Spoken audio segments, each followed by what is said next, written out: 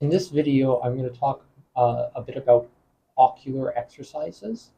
And ocular exercises, they don't actually receive too much attention within well-being research and literature, though I think that they're pretty important too. 'Cause we use our eyes quite a lot, and they're very important to us because we are a bipedal species, right?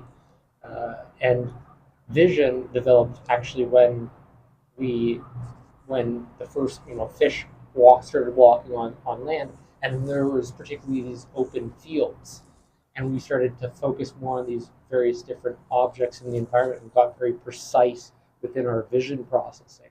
Where fish don't have as good as uh, precise vision, but they have quite good color vision to some types of fish and some sea creatures. But the precision in terms of vision tends to be more specialized towards uh, what walks on land, and also birds. Birds have excellent vision, but you got to think, well, birds are flying high, and so they have to be able to dial back and forth between close proximity and distance too. So birds are very sensitive also to ultraviolet light, and same with butterflies. They can see in this ultraviolet, so they can see colors that we can, and they also tend to have quite precise vision in terms of the resolution. But we also do too, and we're a very visual species. And you can see that integrated in various neural networks within the brain, particularly the vestibular system, which connects it primarily associated with gaze too. And gaze is associated with things like balance. So where the head goes, usually the body will follow. So and your body typically, and your attention, your perception is directed typically towards your vision. And the one of the first muscles to go as we age, that declines, is it, and that impacts our senses, is our ciliary muscle, which is in our eye, and this impacts vision, so it increases like a blurry vision, and we see neurodegeneration there. But we can stave this off. There's various processes that we can engage in, particularly psychologically stimulating processes, but it's important to kind of follow similar principles to exercise. Like, for example, reading is one thing that has been found to reduce neurodegenerative aging, particularly within the ciliary muscle. But if you're always, in close proximity to that, and you're reading really, really up close, this actually damages and strains the eye. So what you want to do is kind of balance that. Maybe actually go outside or look at far distances, um, go sightseeing. You don't have to, and make sure it's far too. So make sure that you're practicing this close viewing and then a far distance viewing, because that's really going to help. So you're working on your ciliary muscle, but the particular dilation end of that, and you want to make sure that when you're thinking about your ocular muscles, you're still following many of the same principles of exercise, but again, they're going to be a little bit different. I'll get into the differences after this, but you want to make sure that you're getting the main part is that you're getting the full range of motion, and so there's like up and down that you can do. There's like side to side.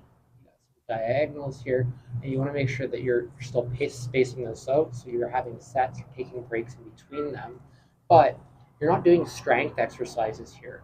And so you want to focus more on strengthening your ciliary muscle more through the increased amount of reps that you're doing between sets, because this is going to be mostly what's going to actually help your ciliary muscle, because we use our eyes quite frequently too. And what's going to prevent that strain is really just taking that extra time to maybe do between 16, 18, 20, 24, maybe even up to 30 of those repetitions, and then just taking a break for about 90 seconds to a minute 30. So those can be, or a minute 30, 60 seconds to a minute 30.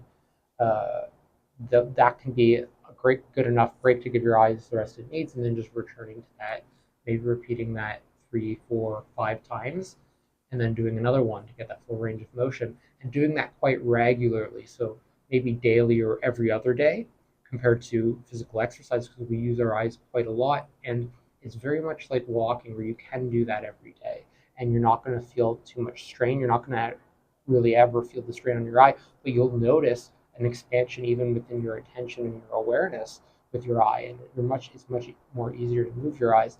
And looking at, like, for example, I noticed when I do it and I started reading, I have less strain in my eyes, and sometimes I practice mindfulness meditation with my eyes open, and I don't like, sometimes my eyes start to burn when I first started doing that, and now that burning has occurred less frequently and for a less frequent duration. And I'm not quite sure if what's going on here is that it's that the ciliary muscle has been strengthened, but I imagine it has something to do with that dilation, and particularly what's going on there with just regularly exercising and taking those breaks in between with my eyes.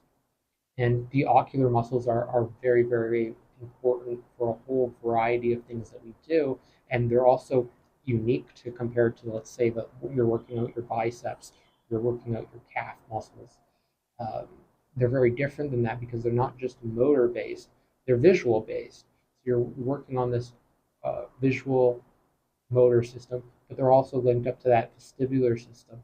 And the vestibular system interconnects also auditory systems, your hearing and your sense of balance too, so proprioception. So you have vision, balance, hearing, and the balance is associated with your motor sense and this proprioception, so where you are in space and position. And that goes back to this concept of locality, or being like locating things in your environment, which directly relates to your sense of self and surroundings, and local too.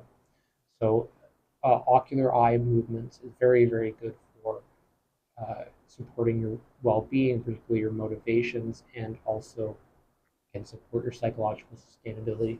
Again, through staving off things like neurodegenerative decline and keeping your vision up, which is very, very important. And that's all I wanted to say about that. Bye.